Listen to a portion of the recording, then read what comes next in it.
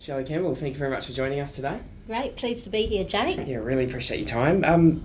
We're here under Oompher's profession sector today, and Oompher is all about inspiring people to achieve extraordinary things. So who and what during your life and career has inspired you?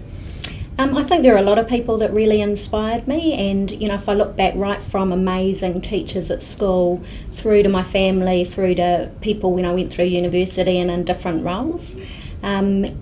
I just took every opportunity to kind of learn from other people along the way. Peter Blake, I guess, naturally was one of my absolute heroes.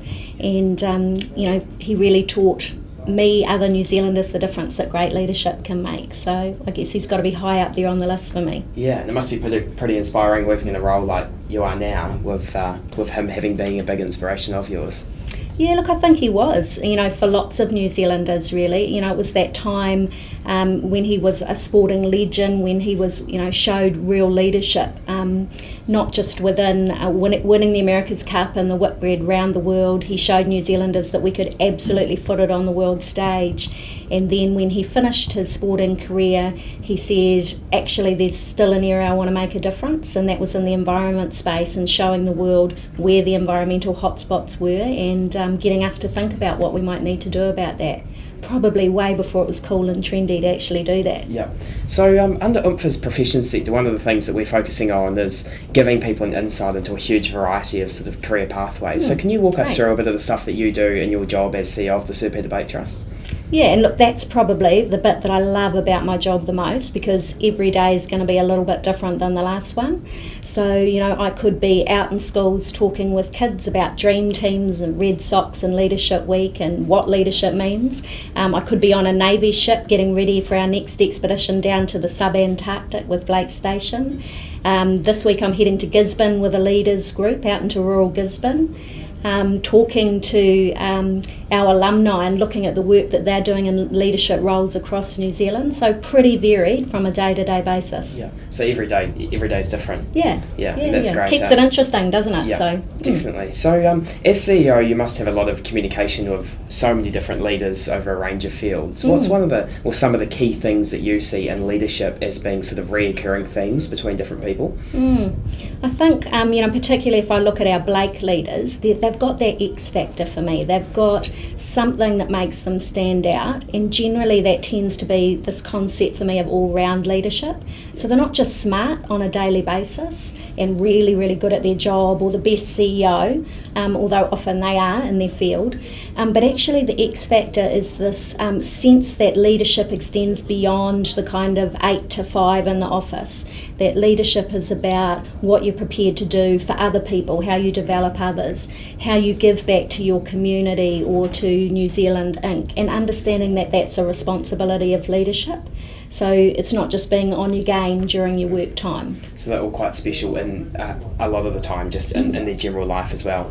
And their generosity in developing others, their sharing of information about what worked for them or what didn't, mentoring of other people, and being really glad about other people's success. So not that sense that, I've got to keep this to myself so that nobody else gets better than me. They genuinely want other people to do really well and succeed. And I think that's about keeping their ego in check and understanding that leadership isn't about ourselves. It's often about how we develop others to be successful too. Okay. And what would you say to people who are wanting to develop their leadership skills? What would you say around that? I think you have to understand what your sweet spot is or what your zone is. What are the things that you absolutely naturally do really well that feel quite effortless? What do you love to do? Because when you love to do it, it just feels like it kind of comes together really easily. Yeah? You still have to work hard, and it takes a while to find that sweet spot for some people. For some people it might be when you're 15 or when you're 19 like you, but it might also be in your 30s. So don't worry about that. It's not just about the next job or being a CEO. Sometimes it's amazing just in what you do on a daily basis that you suddenly find, wow, I'm actually really good at that, or I love doing that, and you just start to get curious and explore that. Okay. So people have said before, Shelley, that your sort of strength lies in your ability to motivate and energise people and help them develop their leadership skills. So when people are looking for solutions to problems, do you think New Zealanders in general look out of the box enough, or do we need to develop more sort of innovation skills in that area? Or? Actually, I think, curiosity is a big thing for me, just exploring the possibilities and not looking for an answer right now. What I would say is actually I think New Zealanders have a real entrepreneurial spirit, and that's what I actually love, going around the country and seeing people who naturally kind of have that. What I would say though is that it's probably on the execution, implementation end that sometimes, we're good at the creative end, but when it comes to executing brilliantly and perfectly, sometimes we might let ourselves down on that end. Okay. But absolutely don't suffer from a lack of creativity. Yeah, and you've been involved you've been a leader from a young age when you sort of did a speech for the student council and that kind of thing. So what would you say is one of the most undervalued leadership qualities in society and that we overlook too often? Do you know, I think it's, for me personally, is resilience. Which may well be why Peter Blake's one of my heroes. 17 years to win the Round the World Cup, and he didn't give up. Every time he, didn't succeed, he said, I think I know what it takes to win next time. And, the reality is it's easy to be a leader on a good day, but it's really about the bad days and how you pick yourself back up again and say, you know what, I'm not giving up. I'm actually going to crack on and give this another go. So about going through the hard times as well. Really, yeah, and saying this isn't the end of the world. I did fail, but how you hold yourself, how you conduct yourself when things don't go so well sometimes, for me is a real mark of people's leadership. Because you know what? Some days we just have bad days. Yeah. It's all they are, nothing more, nothing less, and you get back up tomorrow morning and give it another go. So it's about holding that consistency and persistence it's a pure resilience, and you're capable of it. I am as well, and so is everybody else. It's not a magic bullet. I think it's something that we need to develop. You take the hard knocks, but you prove to yourself you can get back up the next day. Okay. So the Sir Peter Blake Trust also does quite a lot of work in the environmental space. What do you see as the big environmental challenges for the world over the next 20 years, and how can people and businesses be stepping ahead and really being leaders in that area? Look, I mean, it's really an evolving area, and there's still a whole lot of people, I think, that say, climate change isn't real and kind of ignoring that. For me, I think what we need to do is begin to understand the changes that are going on, whether that's variability in weather and climate, the changes going on with our ocean. And then we need to ask ourselves the question, once we've gathered more information, what are we going to do about that? How are we going to adapt to that and those changes as a country? What does that mean for us? And I think we're starting to see more consistency with our scientists, and we're starting to see better quality information coming through. But as a country, we actually just need to say the changes are real and they're happening, so we may as well have a pragmatic approach to then understanding and adapting to that. And if we understand them, then it'll be easier to make change. Absolutely. Look, New Zealand is so close to Antarctica that's driving a whole lot of those climatic changes that it's right on our back doorstep. So it makes complete sense to be leading edge and trailblazing the science and research work that needs to be done.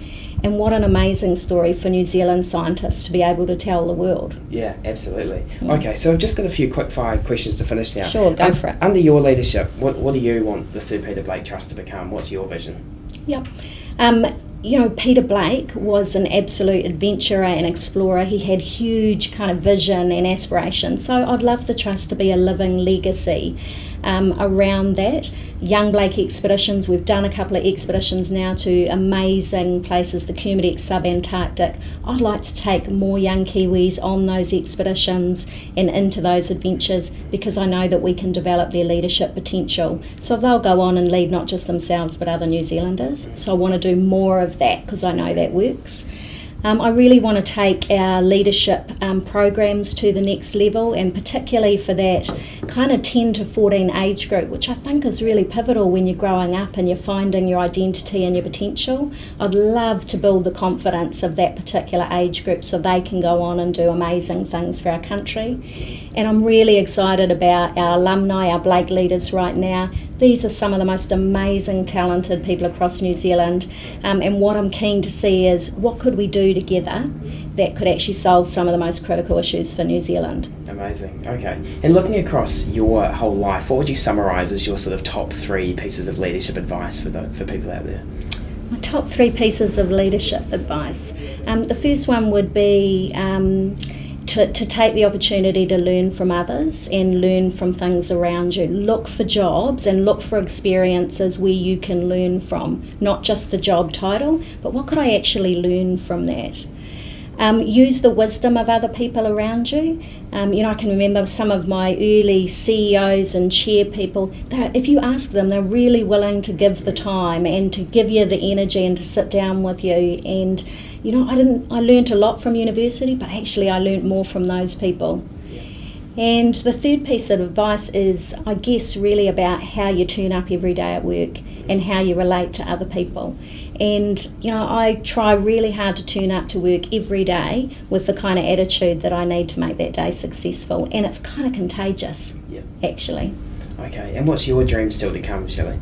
I've got lots of dreams, Jake. Yeah. And some of them will be here at the Trust and some of them will be outside the Trust. I sit on a lot of boards for New Zealand as well and for different groups, and I really enjoy that. So making lots of change. Yeah, I'd love to see New Zealand have a much stronger story of what a great future for our country looks like. And, we've been doing that at the moment, encouraging kids to dream for New Zealand, to dare to dream. But actually, I'd love our country as a whole and the leaders within it to begin to articulate what that would look like. Great. And to finish, Shelley, can you please look down the camera and tell us, what are your wise words for the people of New Zealand? My wise words? Your wise words. Be compassionate, be kind, be ambitious, be resilient. And wow, what an amazing country we live in with all of the opportunities that offers. Cool. Shelley Campbell, thank you very much. Thanks, Jake. Cheers.